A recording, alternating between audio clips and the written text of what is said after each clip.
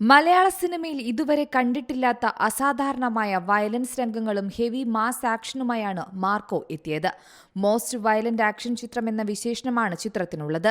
ചിത്രത്തിന്റെ പുറത്തിറങ്ങിയ പോസ്റ്ററുകളും രക്തം ചീന്തിയ ഫോട്ടോകളും ഉൾപ്പെടെ തുടക്കത്തിലെ ആ സൂചനകൾ നൽകിയിരുന്നു. അതെല്ലാം ശരിവെക്കുന്ന തരത്തിലാണ് മാർക്കോയുടെ പ്രദർശനം മുന്നേറുന്നത്. ഓപ്പണിംഗിൽ 11 കോടിയോളം നേടിയ ചിത്രം മാർക്കോ വലിയ കുതിപ്പ് തന്നെയാണ് ഉണ്ടാക്കുന്നത്.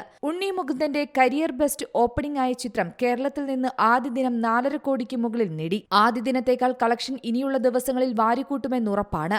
അതിനുള്ള തെളിവാണ് ചിത്രത്തിന് ലഭിക്കുന്ന പ്രേക്ഷക പ്രതികരണവും പിന്നെ പെട്ടെന്ന് തന്നെ ടിക്കറ്റ് കാലിയാകുന്നതും. ടിക്കറ്റ് ബുക്കിംഗ് പ്ലാറ്റ്ഫോമായ ബുക്ക് മൈ ഷോയിൽ ചിത്രം കഴിഞ്ഞ 24 മണിക്കൂറിൽ വിറ്റ ടിക്കറ്റുകളുടെ എണ്ണം പുറത്തെത്തിയിരിക്കുകയാണ്. റിലീസ് ദിനം രാത്രി മണിക്കൂറുകളിൽ 14,000 ടിക്കറ്റുകൾ വരെ മാർക്കോയുടേതായി വിറ്റിരുന്നു. ഇപ്പോഴിതാ ഏറ്റവും പുതിയ കണക്കുകൾ അനുസരിച്ച് അവസാന 24 മണിക്കൂറിൽ 2 ലക്ഷം ടിക്കറ്റുകളാണ് ചിത്രം ബുക്ക് മൈ ഷോയിൽ വിറ്റിരിക്കുന്നത്. ബുക്ക് മൈ ഷോ റേറ്റിംഗിലും ചിത്രം മുന്നിലാണ്.